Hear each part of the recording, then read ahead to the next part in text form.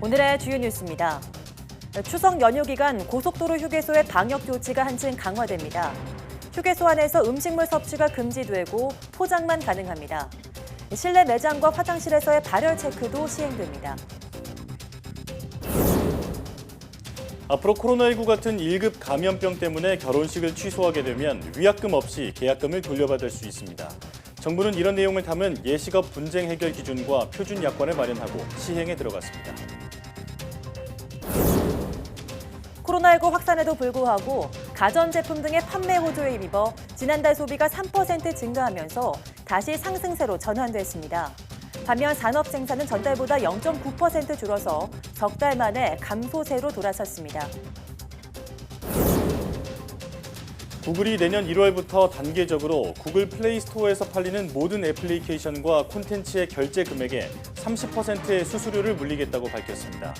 영세 사업자들이 고사하고 소비자에게 비용이 전거될 것이란 우려가 나오고 있습니다. 지구온난화로 빙하가 녹으면서 각종 기상이변이 발생하고 있습니다. 특히 빙하호가 지난 30년 동안 1.5배나 늘어나면서 인류의 생명마저 위협하고 있는데요. 날씨학개론에서 빙하호 증가의 속도와 대책은 없는지 알아보겠습니다.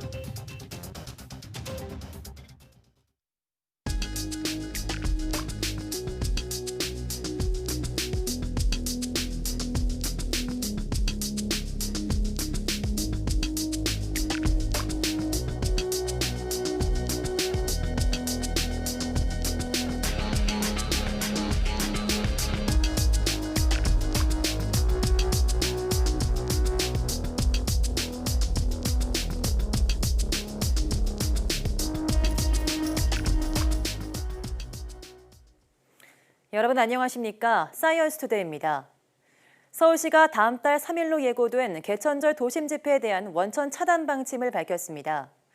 서울시는 개천절 집회 신고단체에 집회 금지 조치를 완료했으며 정부와 서울경찰청과 함께 공동 대응하고 있다고 밝혔습니다. 또 집회 차단 방침과 관련해서 차량 집회 전후로 모임이 있을 수 있고 지난 광복절 집회처럼 예상 밖에 또 다른 집회가 열려 집단 감염 우려가 있다고 설명했습니다. 서울시는 개천절 집회를 개최할 경우 현장 체증을 통해 집회 주최자와 참여자를 고발하고 확진자가 발생하면 손해배상도 청구할 방침이라며 집회 취소를 거듭 요청했습니다. 추석 연휴를 앞두고 정부가 이동 자제와 방역수칙 준수를 거듭 당부했습니다. 강도태 중대본 1총괄 조정관은 중대본 회의 모두 발언을 통해 이번 연휴 여행을 계획하는 사람이 적지 않고 특히 전국의 공항 이용객이 지난해의 75% 수준에 달할 것으로 전망돼 우려스럽다고 말했습니다. 그러면서 이번 연휴가 코로나19의 전국 확산 기폭제가 되지 않도록 국민적인 경각심과 실천을 요청한다고 밝혔습니다. 대규모 집회를 예정한 단체들에 대해선 집회 계획 철회를 촉구하고 강행할 경우 법과 원칙에 따라 엄정하고 철저하게 공권력을 행사하겠다고 강조했습니다. 앞으로는 코로나19 같은 1급 감염병 확산으로 부득이하게 결혼식이 취소되면 위약금 없이 예식장 계약을 해지할 수 있게 됩니다.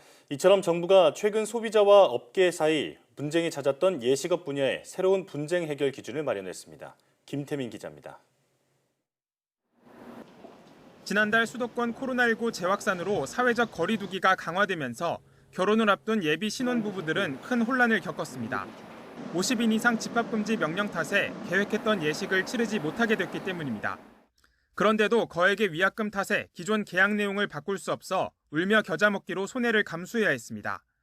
이런 혼란을 줄이기 위해 정부가 예식업 분야 소비자 분쟁 해결 기준과 표준 약관을 개정했습니다. 가장 큰 변화는 코로나19 같은 1급 감염병이 발생한 경우 적용되는 분쟁 해결 기준이 새로 마련된 겁니다.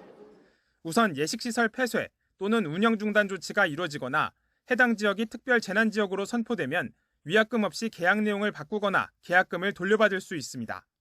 또 사회적 거리 두기 2단계에 해당하는 집합 제한 명령 또는 감염병 위기경보 심각단계 발령으로 예식을 취소할 경우엔 계약금 환급과 함께 각각 위약금 40%와 20%를 감면받습니다. 아울러 예식계약 체결 이후 15일 이내에는 언제든 계약을 해지할 수 있도록 하고 위약금이 발생한 경우라도 기존 계약금을 뺀 나머지 금액만 청구하도록 명시했습니다. 대신 앞으로는 예식 예정일보다 최소한 5개월 전까지 계약 해지를 통보해야만 계약금을 돌려받을 수 있도록 면책 시점을 조정했습니다. 공정위는 새롭게 마련된 권고 기준을 통해 소비자의 일방적 피해를 줄이고 예식업체와의 분쟁을 해결할 수 있을 것으로 기대했습니다. 법상 강제력은 없지만 현재 진행되고 있는 분쟁이라든지 또 향후 감염병으로 발생할 수 있는 분쟁 경우에 어떤 합의나 어떤 공고의 기준으로 좀 삼을 수 있을 것 같습니다. 이에 따라 앞으로 새로운 표준약관을 예식업계에 통보해 적극적인 사용을 권장할 계획입니다. YTN 김태민입니다. 법무부가 지방자치단체 등과 함께 코로나19 관련 구상권 행사 협의체를 구성하고 관련 소송에서 컨트롤타워 역할을 맡기로 했습니다. 협의체는 각 지자체가 파악한 사례와 증거 등을 수집해 공유하고 실제 위법성이 인정되는 사례 유형과 일관된 제소 기준을 마련할 계획입니다. 현재 협의체 참여 의사를 밝힌 기관은 서울시와 부산시, 강원도, 경상남도, 국민건강보험 등입니다. 법무부는 국가나 지자체의 소송권 행사는 국민의 기본권과 밀접한 만큼 통일되면서도 적정하게 행사될 필요가 있어 협의체를 구성하기로 했다며 앞으로 구성원을 추가할 방침이라고 밝혔습니다. 코로나19로 많은 일상이 달라진 요즘 추석을 앞둔 풍경도 많이 바뀌었습니다. 네, 고향 어르신들은 편지로 고향 방문을 말리기도 하고요. 차례상 앞에는 가족 대신 이웃들이 모여 앉았습니다. 오태인 기자입니다. 35가구의 어르신 55명이 모여 사는 지리산 아래 작은 시골 마을. 이장댁에 차례상이 차려졌습니다. 정성껏 음식을 올리고 조상에게 절을 합니다. 하지만 북적거리던 예년과 비교하면 조금 다른 모습입니다. 차례를 지내는 사람은 모두 어르신. 코로나19가 퍼지는 걸 막으려고 자식들 대신 이웃과 함께 지냈습니다. 차례를 올리는 모습은 영상으로 전달합니다. 미리 차례를 치른 데는 올 추석 연휴를 온전히 쉬라는 부모 마음도 담겼습니다.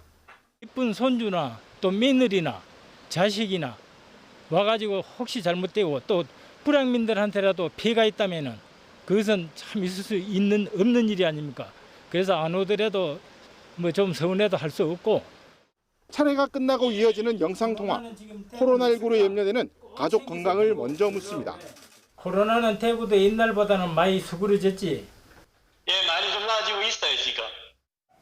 다른 시골 마을에서는 할머니들이 자식에게 보내는 편지를 씁니다. 고향을 방문하지 말라는 말도 유쾌하게 담았습니다. 한 글자 한 글자 정성스럽게 쓴 편지는 사진으로 찍어 휴대전화로 보냅니다. 코로나 이것 때문에 오염해서 못 오기로 했어요. 너무 적어도 건강하고 되고 사랑하는 마음으로 우리 아들 딸한테 썼어요. 지자체도 나서 이번 추석만큼은 고향 방문 자제를 당부했습니다. 명절날은 부모도 보고 싶고 친지도 보고 싶고 고향에도 오고 싶지만은 아무리 보고 싶고 그리워도 이번만큼은 꼭 참아주시고. 코로나19로 많은 일상이 바뀐 요즘 고향에 계신 부모도 타지에 나가 있는 자식들도 익숙하지 않은 추석 모습에 조금씩 적응하고 있습니다. 야들아, 올 추석에는 오지 말아라. YTN 오태인입니다. 네, 고향 방문과 여행을 자제해달라는 방역당국의 호소에도 동해안 대양 숙박업소와 야영장들은 대부분 추석 연휴 예약이 끝났습니다. 관광지마다 많은 여행객이 몰릴 것으로 보여 방역에 비상이 걸렸습니다. 송세혁 기자입니다. 강릉 소금강 계곡에 있는 야영장입니다. 추석 연휴 닷새 가운데 마지막 날을 빼곤 예약이 꽉 찼습니다. 거리 두기를 위해 야영장의 절반만 운영하고 있고 접촉 위험이 있는 샤워장은 폐쇄했습니다. 인근 바닷가에 있는 다른 야영장. 인터넷 사이트에서 추석 연휴 예약을 받자 전체 120여 면이 불과 몇 초 만에 동났습니다. 야영장 입장에서는 반가운 일이지만 방역 부담은 더 커졌습니다. 이용하시는 시설을 수시로 방역하고 있고요. 앞에 체크인 하시는 부분에서도 거리 두기와 체온 체크 등 발열 체크 등. 하지만 방역 수칙을 제대로 지키지 않으면 야영장 역시 안심할 수 없습니다.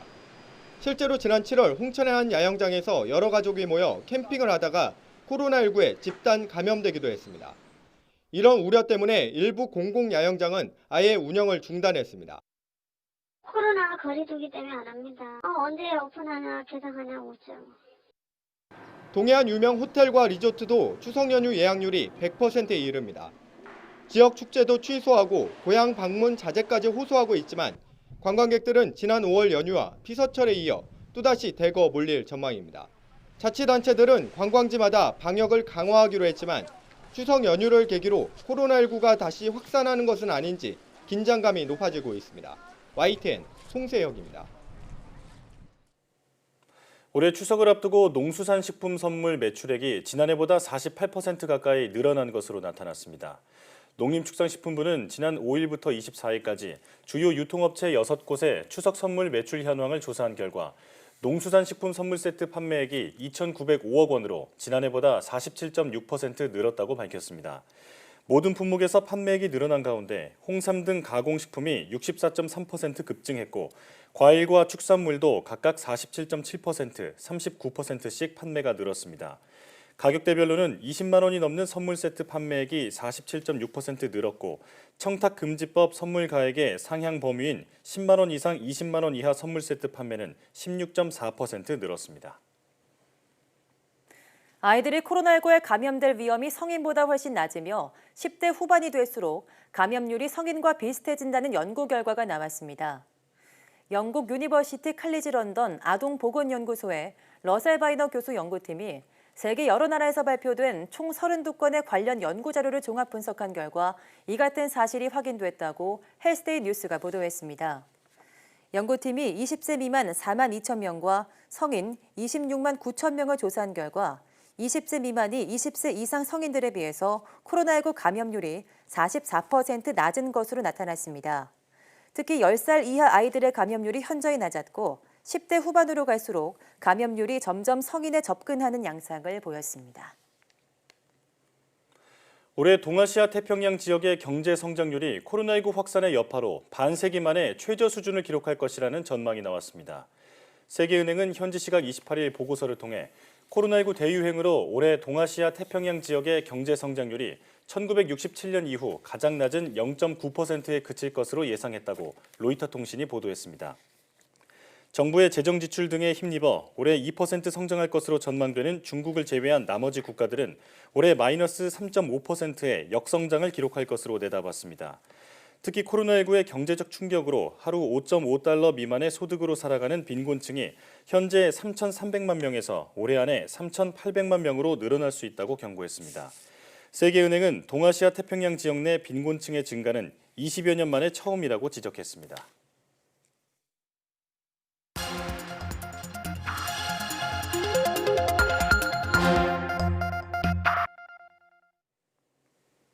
다양한 분야의 과학 이슈를 과학 기자의 시각으로 집중 분석하는 사이언스 취재 파일 시간입니다. 네, 오늘은 이혜리 기자와 함께합니다. 네, 어서 오세요. 안녕하세요. 네, 오늘은 어떤 이야기 나눠볼까요? 네, 상온 노출이 의심되는 독감 백신을 맞고 이상 증상이 나타났다라는 신고가 접수됐는데요. 그렇다면 실제로 이 상온 노출 백신의 변질 위험은 어느 정도 되는지 오늘 조금 더 자세히 알아보도록 하겠습니다. 네, 그런데 자꾸 논란이 되고 있는 게 상온 노출 백신을 접종했다는 사람의 수가 초반 발표보다 계속 좀 늘고 있잖아요.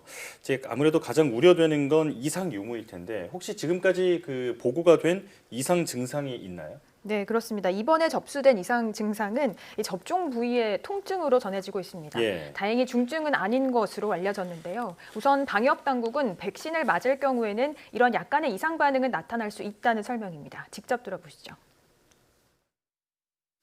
통상적으로 예방접종은 뭔가 항원이나 단백질 성분을 몸에 넣어주는 거기 때문에 어느 정도의 이상 반응이 어느 백신이든지 보고가 되고 있습니다.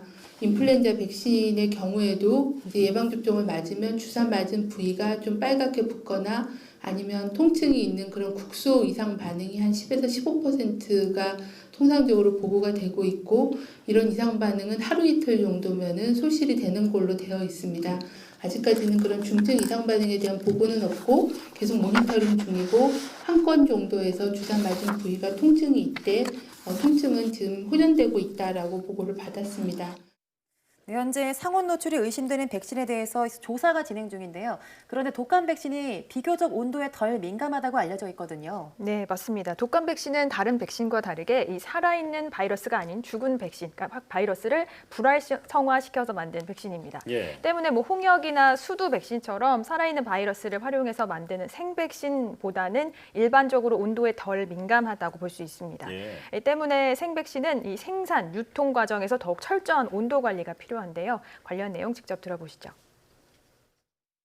생백신의 경우에는 좀 더 엄격한 그런 콜드체인의 관리가 공장에서 제조사에서 만들어진 과정부터 유통 과정 또 그리고 의료기관이나 접종기관에서의 냉장 관리하는 그런 전 과정에 대한 콜드체인을 집중 관리하는 것은 굉장히 중요한 그런 사항이라고 생각합니다. 그래서 자, 그러니까 생백신보다는 이 독감 백신이 사백신이기 때문에 온도 변화에 조금 덜 민감하다 이렇게 얘기를 들어봤는데, 자, 뭐 아무리 그래도 사백신이라 하더라도 그 이상 유무에 대해서 그 부작용을 완전히 배제할 수는 없는 상황이잖아요. 네, 그렇습니다. 과연 이 독감 백신이 상온에 얼마만큼 노출이 됐는지를 아직 정확하게 파악하지 못한 상황이기 때문에 여러 가능성이 남아 있다고 볼 수 있는데요. 일단은 백신의 효능 저하가 가장 우려됩니다. 이 상온에 백신이 노출되면 백신 효능을 나타내는 이 항원 단백질의 양이 줄어서 뭐 이른바 물백신으로 전락할 수 있다는 얘기인데요.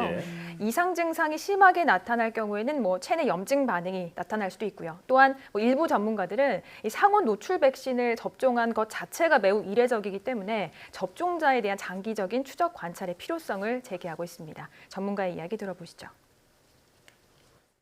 부작용으로는 국소적으로 뭐 봉화지겸이라든지 그런 염증 반응을 일으키거나 백신을 맞고 나서 약간 몸살 기운 같은 게 있는 분들부터 시작해서 다양한 부작용이 있을 수 있거든요. 이게 건강한 사람들에게 맞는 이게 치료약이 아니라 예방을 위한 것이기 때문에 최대한 안전하게 가는 것이 맞다고 생각이 됩니다. 네. 국민 안전과 관련된 문제이다 보니까 신중하게 접근해야 될 것 같은데요.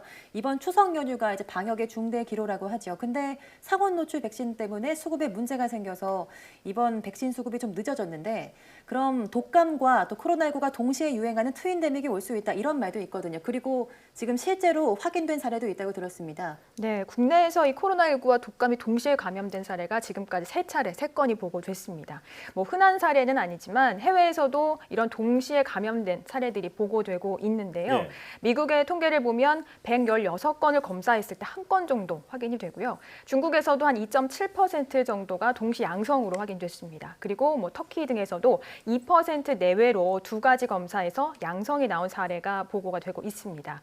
아무래도 뭐 환절기에 접어들면서 독감 위험이 커지니까 뭐 이런 동시 감염에 대한 우려 그리고 실제 그 가능성을 제기하고 있는 상황인데요. 실제 영국의 한 연구팀은 코로나19와 독감 검사를 받은 약 2만 명을 대상으로 이 감염 여부와 사망률의 관계를 연구했습니다. 그 결과 코로나19와 독감에 동시 감염된 환자의 사망 위험이 무감염자의 약 6배 높았고 코로나19만 걸린 환자의 약 2.3배 더 높게 나타났습니다.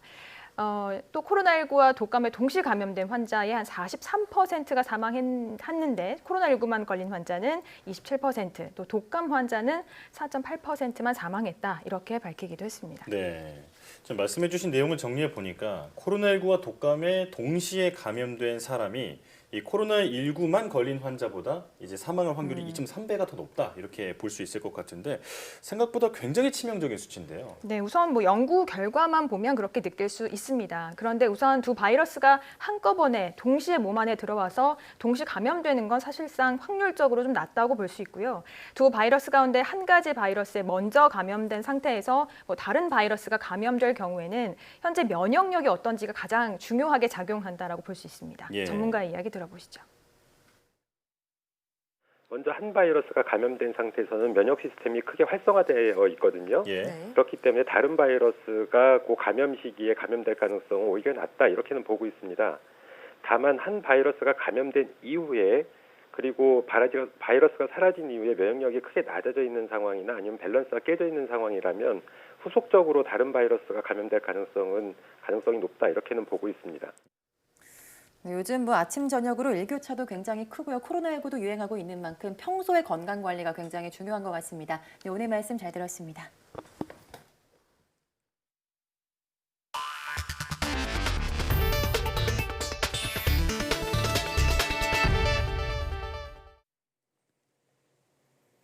네, 정부는 코로나19로 생계에 어려움을 겪는 소상공인과 프리랜서 등에게 선별적으로 재난지원금을 지급하고 있습니다.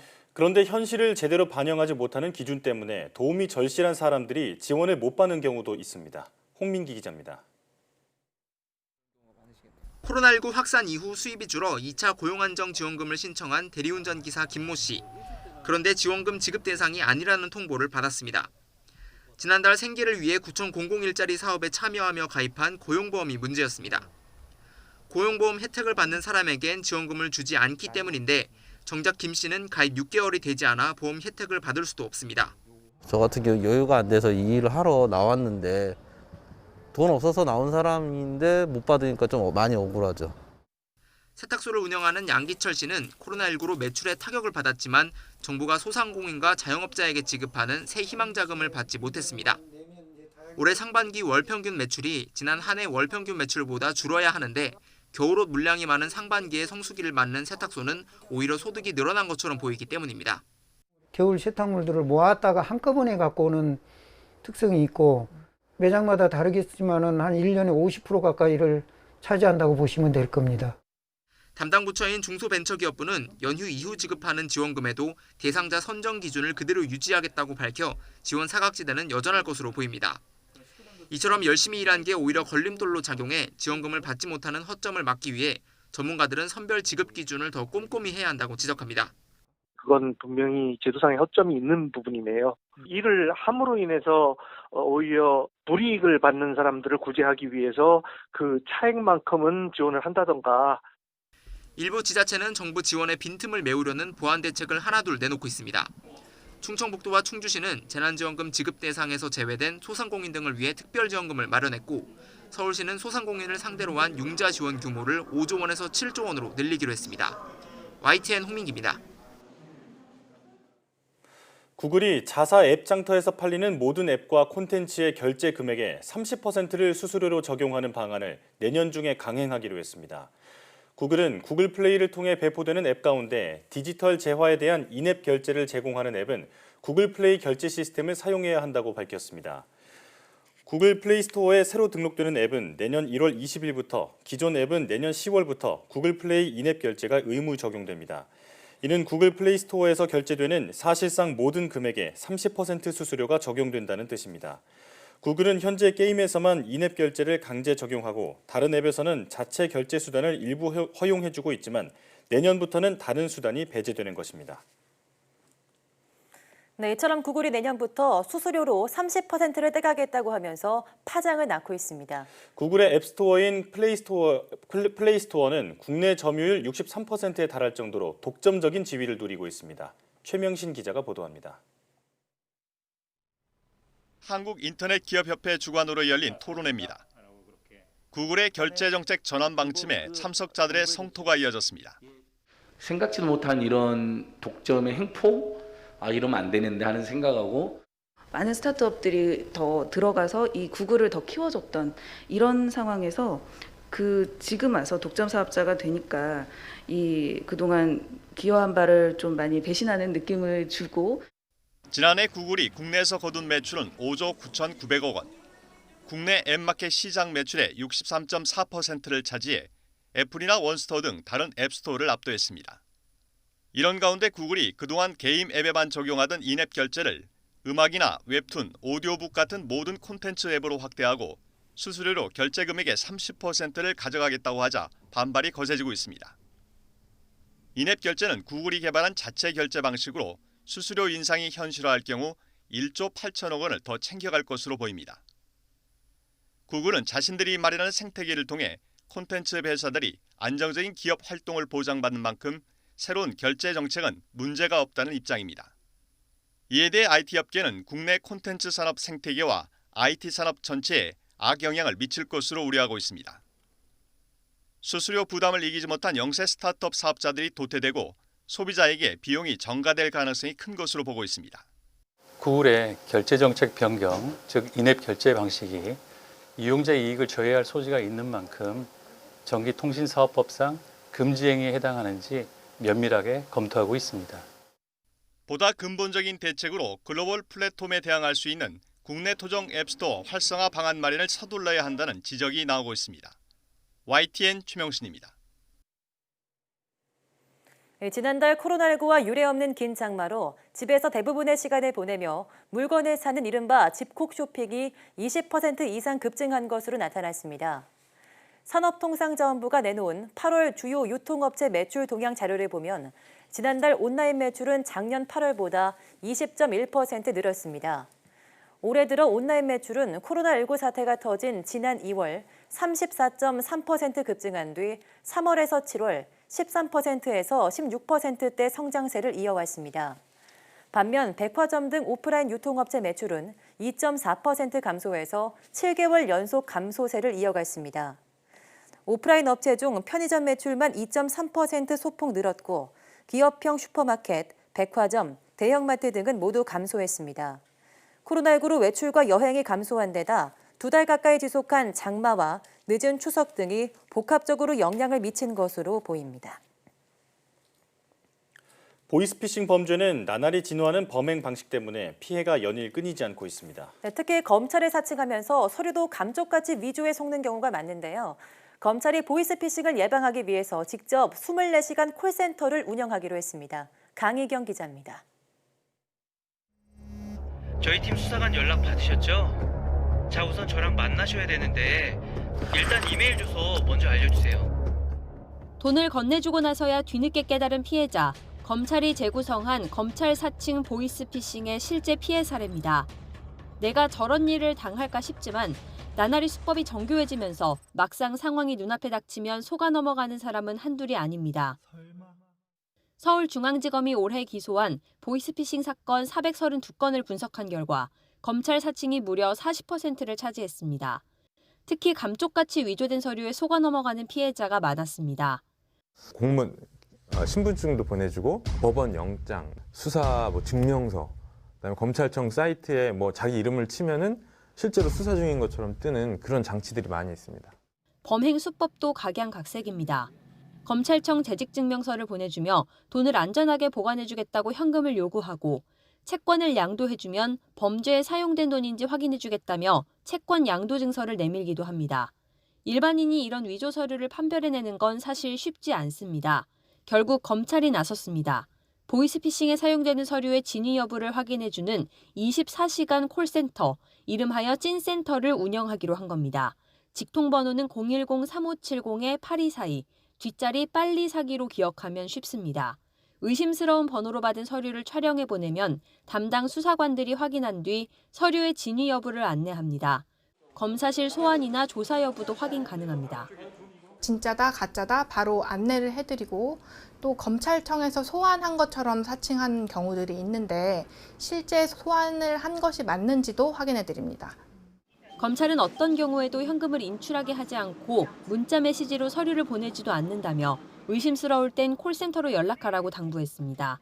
또 이미 악성 앱이 설치된 상황이라면 콜센터에 연락하더라도 보이스피싱 조직에 연결될 수 있으니 지인의 휴대전화를 이용하는 게 더 안전하다고 설명했습니다. YTN 강희경입니다.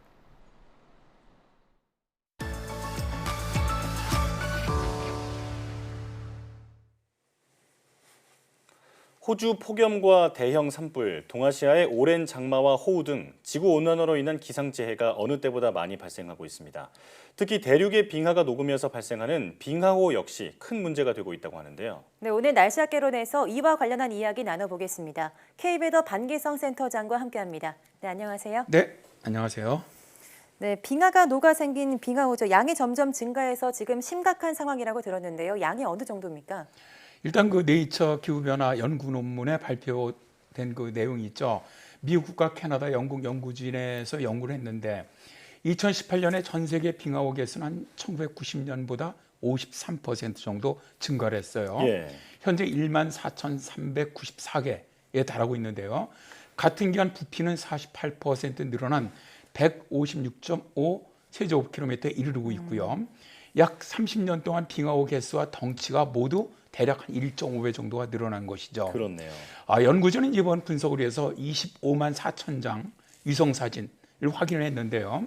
전 지구 단위에서 빙하호가 얼마나 빨리 늘어나고 있는지 또 얼마만큼의 물이 빙하호에 담겼는지 등이 밝혀진 것은 이번이 처음입니다. 네, 이 1990년부터 2018년이라고 하면 30년도 채 되지 않는 기간인데 이 기간 동안 빙하호의 개수와 그 부피 모두 1.5배 정도 늘어났다는 점, 정말 기후 변화가 심각하다 이런 생각이 듭니다. 자, 이렇게 빙하호가 갑자기 증가하는 이유가 지구 온난화 때문이라고요? 네, 그렇습니다. 일단 뭐 이 빙하호는 스칸디네비아 반도라든가 아이슬란드, 남미, 러시아, 캐나다, 네팔, 그러니까 이게 뭐냐면 빙하가 있는 곳이라면 어디서든지 매년 증가하고 있는데요. 그 이유는 가장 중요한 건 기후변화죠. 예. 지구의 평균 표면 온도는 산업화 이전 시기보다 섭씨 1도 정도 상승을 했지만 전 세계 산악지대는 2배 이상 빠른 속도로 지금 따뜻해지면서 빙하가 녹는 속도가 굉장히 빨라졌기 때문인데요. 예. 네팔 정부의 연구 관계자는 네팔의 더 높은 산에서 빙하 지역들이 계속 줄어들고 있다. 네. 빙하 면적이 줄어든다는 것은 결국 빙하가 흘러내리거나 빙하 호수가 만들어지면서 물이 어디인가에는 갇혀 있다는 것을 의미한다라고 말했는데요. 자, 이제 문제는 기후변화로 인해서 빙하의 형성 속도가 인간의 대응 속도를 뛰어넘을 가능성이 굉장히 높다는 겁니다. 네. 이건 이제 김백민 부경대 환경대교학과 교수는 한 번 빙하호가 증가하기 시작하면 걷잡을 수 없는 상황이 될 수 있다. 지난 30년 동안 1.5배 늘었다면은 향후 30년 동안 10배 이상 늘어날 가능성이 크다라고 말합니다. 예. 네, 방금 지난 30년 동안 1.5배 이상 늘었다 이런 식으로 말씀을 해주셨는데 그럼 빙하호가 급격히 늘어나고 있는 건데 구체적인 숫자로는 어느 정도 늘어난 겁니까? 2020년 1월이었죠. 유엔 개발 계획은 힌두쿠시 또 히말라야 지역에 3,000개 이상의 빙하호가 만들어졌고 이 중 33개가 700만 명을 위험에 처하게 할 수 있다라고 경고를 했는데요. 예. 자, 이제 이들은 현재 빙하호 용적은 스위스 제네바 호수의 2배에 해당하는 152방킬로미터 이상이다라고 말하고 있는데요. 빙하호에 대한 가장 많은 연구가 이루어지고 있는 곳이 히말라야 산맥이고요. 또 네팔이 주도적인 역할을 좀 하고 있습니다. 국제통합산업개발센터와 유엔 국가개발계획이 2020년 9월 지금까지 히말라야에서 확인한 빙하호의 개수는 3,624개로 네. 2,070개의 호수가 네팔에 있고요. 1,509개가 중국 타리에 있고요. 45개가 인도에 있다고 이야기를 합니다. 예.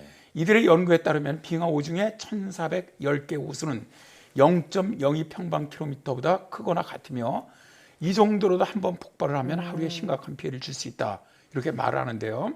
이 빙하호수들은 물리적 기반 시설을 훼손하고 또 하루의 인명 및 생계 손실을 유발할 수 있다고 이 보고서에서는 밝히고 있습니다. 네, 인도나 네팔, 티베트 자치구 등의 그 인근 국가의 산마을 또 하류 쪽 사람들은 이 혹시나 이 빙하 호수가 언제 넘칠지 몰라서 그런 불안감에 시달리고 있을 것 같은데 실제로 이런 빙하가 녹아서 그 빙하호가 생겼잖아요. 빙하호가 마을을 덮친 그런 사례도 있나요? 가장 컸던 비극은 남미 그 안데스 산맥 그 해발 4,562m 높이에 있었던 팔카코차 빙하호입니다. 네. 여기서 발생을 했어요. 1941년이었는데요. 거대한 눈사태가 빙하호에 쏟아져 내리면서 강한 쓰나미가 발생을 했고요. 빙하호를 지지하던 방벽이 그냥 그대로 무너져 내렸습니다. 그러다 보니까 토양과 암석이 섞인 빙하호에 엄청난 물이 쏟아져 내리면서 산 아래에 있었던 도시죠. 후아레스를 덮치면서 4천여 명이 숨지는 예. 대참사가 발생했습니다. 네.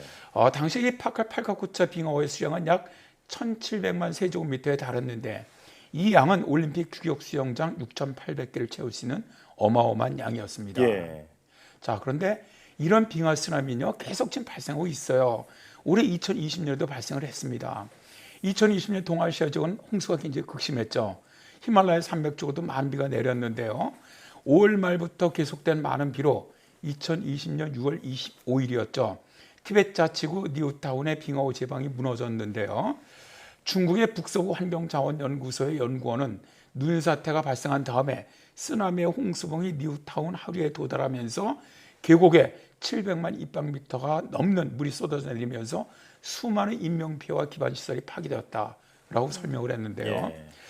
이런 빙하 쓰나미의 비극은 높은 산맥에 빙하가 있는 곳에서는 다 발생할 수가 있습니다. 그렇겠네요. 네, 지구 온난화로 이 지구 자체 온도가 높아지면서 눈과 얼음이 녹는 속도가 빨라지고 있기 때문에 이렇게 산 아래에 있는 주민들은 좀 쓰나미에 대한 위험이 큰 것 같습니다. 특히 네팔 지역이 빙하 쓰나미 위험이 크다고요? 네, 그렇죠. 이 네팔 지역 같은 경우는 지금까지 총 22번 빙하 쓰나미를 갖다 겪었는데요. 예. 이 중에 12번은 네팔의 빙하오에서 생긴 일이었지만 10번은 티베트에서 발원을 했죠. 자, 이제 이러다 보니까 유엔 환경계획은 20세기 하반기 들어서 힌두쿠시 히말라야에서 빙하 쓰나미 빈도가 높아지고 있다라고 보고를 했고요. 예. 요즘 빙하 쓰나미는 힌두쿠시 히말라야 지역에서 2년에서 5년에 한 번씩 일어나는 사건이 되었습니다.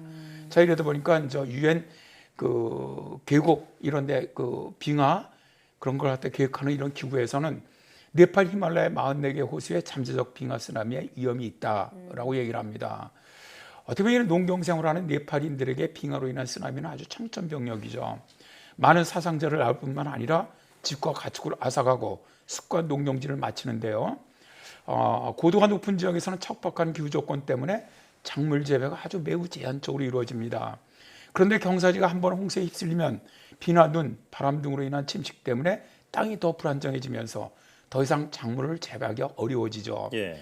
또한 고산지대에서 중요한 다리나 수력발전 시설 같은 사회적인 인프라가 빙하 쓰나미로 다 파괴되고 맙니다. 네, 그냥 한번 물이 넘치거나 뭐 범람하는 수준이 아니라 그 이후에 다시 재건하는데도 큰 영향을 미칠 정도로 아주 심각한 문제다 이런 생각이 드는데 네팔이 그 빙하 쓰나미의 위험이 아주 큰 나라라고 말씀해 주셨잖아요. 네. 그에 따른 대비도 철저하게 좀 준비가 돼야 할 것 같은데 어떤 대비가 있나요?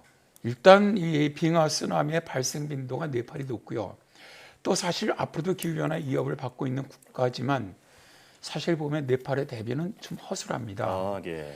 경보 시스템은커녕 5,000m 고도에서 진행되고 있는 빙하의 형성에 대해서 국민들이 여전히 모르고 있고요. 또 지방 정부들도 이에 대한 대책도 없습니다. 예. 위험에 대비하려면 히말라야 빙하와 빙하의 변동을 추적을 해야 하는데 이런 인벤토리 구축조차 되어 있지 않은 상황이기 때문에 체계적인 모니터링은 상당히 어렵죠. 위험이 알려진 빙하의 경우 급한 대로 호수의 바닥을 파내면서 물수위를 낮추는 조치가 부분적으로는 취해지고 있지만 험악한 기상과 장비 수송의 문제로 상당히 애로가 많습니다. 예. 빙하 쓰나미에 대한 연구는 물론 네팔의 기후변화 적응 정책도 상당히 필요한 현실이긴 하죠. 네, 빙하 쓰나미도 굉장히 큰 문제지만 이 지구 온난화로 빙하가 녹으면서 다른 각종 기상 이변도 있을 것 같거든요. 빙하가 녹으면서 생기는 기상 이변 또 무엇이 있을까요? 사실 지금 가장 문제가 우리가 이제 북극권 지역, 다음에 이렇게 고산 지역이 지구 평균 기온보다 굉장히 그 기온 상승이 빨라요. 예. 고산 지역은 한 평균 2배 이상 빠른데 실제로 북극권 지역은 최근에 들어와서는 거의 한 4배 이상 빨라졌거든요. 거의 작년 올해 같은 경우는 이렇게 이제 많은 얼음이 녹게 된다면 결국 어떤 영향을 주냐면 일단 지금 오늘 말씀드린 빙하호 같은 경우는 산맥에 영향을 주는 것이지만 네. 이제 북극 빙하가 많이 녹게 되면 결국 우리나라 같은 경우는 올해 장마같이 긴 장마가 올 가능성도 있고요. 또 폭염이 올 가능성도 있고요. 예. 겨울에는 혹한이 올 가능성도 있고요. 이 미세먼지 농도가 굉장히 높아질 가능성도 있어요. 왜냐하면 결국 굉장히 북극 쪽이 따뜻해지면서 빙하가 많이 녹게 되면은 결국 제트기가 자꾸 사용을 하거든요. 예. 그래서 우리나라 쪽 찬 공기 내려오면 올 여름같이 차가워지는 것이고 만약 우리나라 쪽으로 뜨거운 그런 네. 공기가 내려온다면 굉장히 폭염이 오는 것이고요. 또 그렇게 되면은 굉장히 바람대약해지기 때문에 미세먼지도 굉장히 고농도가 발생할 가능성이 높습니다. 예. 그래서 이 기후학자들은 지금 이 사실은 지구에 있는 얼음, 네. 이 녹는 것이 정말 심각하다. 그렇게 얘기를 하죠. 뭐 사실 이런 것뿐만 아니고 당장 이런 특히 이렇게 산악 쪽에 있는 빙하들이 녹게 되면 해수면 상승에 가장 많은 예. 영향을 주거든요. 그런 피해까지 있기 때문에 사실은 상당히 그 기후변화에 대응하기 또 어려운 부분이 그런 부분인데 사실 문제라고 저는 봅니다. 예. 자, 추가적으로 하나만 더 질문을 드리면 그 북극권의 기온이 관측 이래 다른 지구의 평균 기온보다 2배 정도 빠르게 상승하고 있다 이런 보도도 최근에 있었습니다. 자, 앞으로 이런 빙하호 문제라든지 그 기후 온난화 문제라든지 어떻게 진행될 거로 보세요? 이미 이제 많은 기후학자들은 거의 이제 기후 이탈이 2030년경에는 접어들 것이다라고 봅니다. 기후 이탈이라는 게 뭐냐면은 자 이제 인류가 이 기후를 갖다 통제할 수가 없는 이제 네. 순간입니다. 예상할 수 없는 통제도 못하고 네. 이제 그때서부터 이제 정말 우리가 상상할 수 없는 이런 기상 재앙들이 굉장히 빈번하게 나타날 거로 보거든요. 예. 그렇다면 지금서부터 10년 정도 보고 있는데 왜 이렇게 보느냐 하면은 이게 작년서부터 이 북극권 지역이 지금까지는 한 2배 정도 높이 기온이 상승해 왔는데 예.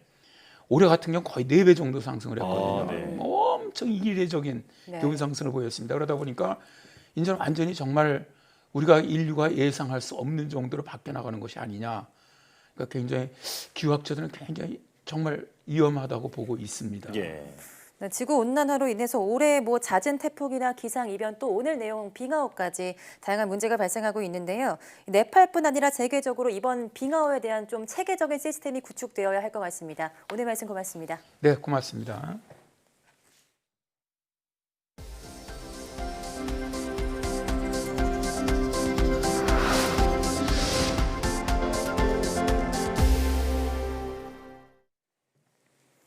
카이스트 바이오 및 뇌공학과 정용 교수팀이 알츠하이머병을 일으키는 새로운 유전 인자를 발견했다고 밝혔습니다. 연구팀은 이 유전 인자가 알츠하이머병의 원인 단백질로 알려진 아밀로이드와 타우 단백질과는 별도로 환자의 인지 저하에 영향을 주고 항산화 효소 대사와 관련돼 있음을 입증했습니다. 알츠하이머병 치료제 개발에 도움을 줄 것으로 기대되는 이번 연구 성과는 신경학 분야 저명 학술지 신경학에 실렸습니다. 화성의 남극 얼음 밑에 거대한 호수가 존재한다는 사실이 재확인됐습니다. 이탈리아 로마 제3대학 연구팀은 유럽 우주국의 화성 궤도선 마스 익스프레스가 관측한 자료를 분석한 결과 이 같은 사실을 확인했다고 밝혔습니다. 관측 결과 남극 얼음층 아래 지름이 3km인 대형 호수가 형성돼 있고 그 주변에 수 킬로미터에 달하는 3개의 작은 호수도 있는 것으로 나타났습니다. 앞서 지난 2018년 화성 남극의 얼음층 밑에 거대한 호수가 발견돼 많은 관심을 끌었지만 과학계 내에서는 이 호수의 존재를 놓고 논란이 있었습니다. 연구팀은 화성에 많은 물이 존재했을 수 있으며 물이 있었다면 생명체가 있었을 가능성도 있다고 말했습니다. 한국생명공학연구원 바이오 안전성 정보센터와 서울대 농업생명과학대학이 공동 주최한 제11회 전국 고등학생 바이오 안전성 바이오 산업 토론대회가 대전 한국생명공학연구원에 진행된 결승전을 끝으로 막을 내렸습니다. 이번 토론대회는 전국 42개 고등학교에서 70개 팀이 참가했고 온라인 방식과 유튜브 생중계 방식을 혼합해 열렸습니다. 코로나19 백신 원료를 구하는데 멸종 위기에 몰린 상어가 최대 50만 마리까지 희생될 수 있다는 우려가 제기됐습니다. 상어의 간으로부터 추출되는 스쿠알렌이 코로나19의 백신 개발을 위한 원료로 사용되고 있어 안 그래도 멸종 위기에 처한 상어가 도살 위기에 직면해 있다고 영국 일간 텔레그래프가 보도했습니다. 상어 간유인 스쿠알렌은 백신의 효능과 면역 반응을 더 증강하는 보조제로 활용됩니다. 한인 과학자가 이끄는 미국 바이오 기업 이노비오의 코로나19 백신 임상 시험이 재차 연기됐다고 월스트리트 저널이 보도했습니다. 이노비오는 미 식품의약국 FDA 질의를 받고서 개발 중인 백신의 임상 2, 3상 시험을 보류했습니다. 이노비오는 FDA 질의에 4달 중 회신할 계획이라며 FDA는 그 뒤 30일 이내에 임상 시험을 계속 진행할 수 있는지 통지할 예정입니다. 한국 파스테르 연구소가 열대성 질병인 리슈만 편모충증과 샤가스병 신약 개발 국제 공동 연구에 착수합니다. 이번 공동 연구에 참여하는 기관은 파스테르 연구소와 비영리 연구 단체인 메디나 파운데이션, 소외질환 신약개발 재단, 스페인 라카이사 헬스 리서치 등으로 라카이사는 이 연구를 위해 3년간 13억 원을 지원합니다. 리슈만 편모충증과 샤가스병은 매년 전 세계적으로 수천 명이 사망하는 열대성 질병으로 주로 개발도상국의 빈곤하고 소외된 지역사회에 영향을 미쳤지만 최근 선진국에서도 새로운 문제로 대두하고 있습니다.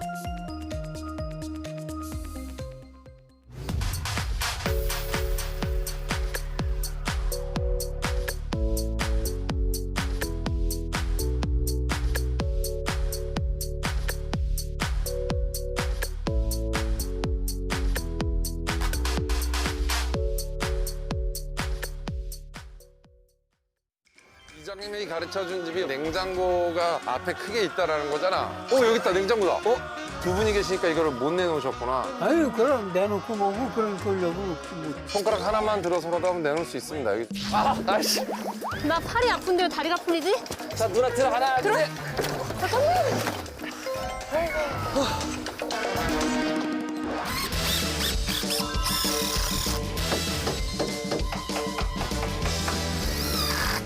이렇게 해주는 내 기분이 좋아 아주.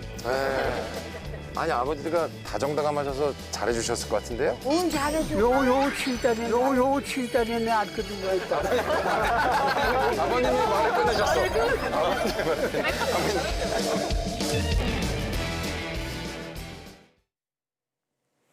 네, 냉장고도 옮기고 지붕부터 창문까지 싹 수선했는데 고벤져스 이번에도 실력 발휘 제대로 한 것 같습니다. 그렇습니다.